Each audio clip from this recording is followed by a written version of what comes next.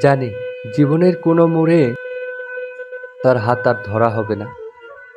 জানি আকাশের কোণে তার হয়ে সে আমার কোলের কাছে নামবে না। তবুও কেন জানি হৃদয়ের ভিতর অদ্ভুত এক কোমল অনুভূতি জমে আছে তার জন্য। যেন সে আমার নীরব প্রার্থনার একমাত্র ঠিকানা। দূর থেকে দেখি, দূর থেকেই ভালোবাসি, অথচ তার ছায়াটুকুও ছুঁতে পারবো না। এমনটা জেনেও মনে হয় যদি পারতাম সমস্ত দুঃখ নিজের ভিতরে টেনে নিয়ে তাকে হাসিয়ে রাখতাম। যদি পারতাম তার প্রতিটা ক্লান্তি নিজের কাঁধে তুলে নিয়ে তাকে হালকা করে দিতে।